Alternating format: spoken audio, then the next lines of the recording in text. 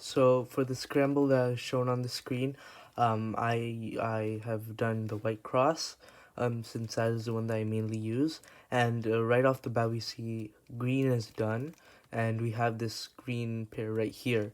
And the way that I chose to do this was so that I do not have to rotate to insert this. So I preserve this, and at the same time, I make it easy for me to insert it. And it's not too complicated. So what I did was I inserted red relative to green, because as you can see, green and then red. So I can just insert red down here. And then when I do that, it sets up blue because blue is here. So it goes green, red, blue. So I have green, and then I insert red, then that sets up blue. So I can insert blue, and then orange will become in red's place. So I can do a D2, insert orange, and then move it back right here. All the while, this stays right here, it does not move. So again, now we can start executing it. So I can do L, and then B prime. L and then B. So to insert three of the pairs, and then I can do D2 and then L to insert the orange, and now I can align the cross. Next, I have this pair again. I knew I was immediately going to go into this, and then at the same time I saw this, which if you can see, I didn't do this in the solve, but if you put it right here, you see it makes a pair.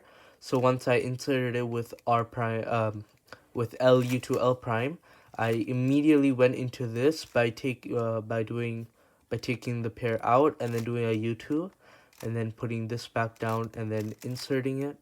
And then I didn't see any pieces down here. I knew this couldn't be possible, because if white was down here, it wouldn't be possible for them to be switched. So I knew I didn't have any pieces on the top face, so I rotated. And then I had this case, and this is an optimized F12 case. I have a video on the difference between the F12 on my channel. But anyway, what I did for this case was an algorithm like this. So I did M prime, M prime U, and then I did R U prime wide R prime to pair it up. And then now I see once I insert it, I'm gonna have this case, which is not the best of cases, but you can still do it pretty fast. So I insert this.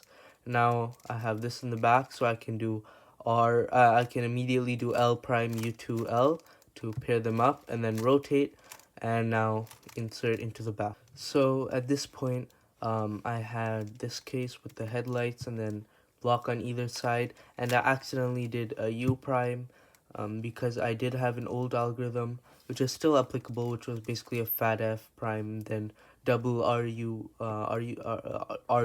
U prime, and then wide F prime, and that would have been the same thing, but that's generally assumed to not be the fastest case. And so I did a U2, then I did F, and then a double inverse R prime U prime, which goes like this. And now, as you can see, once I do the final F prime, we have a PLL skip. So all I did was a U to finish off the solve, and I immediately stopped the timer, and that's how I got 8.64.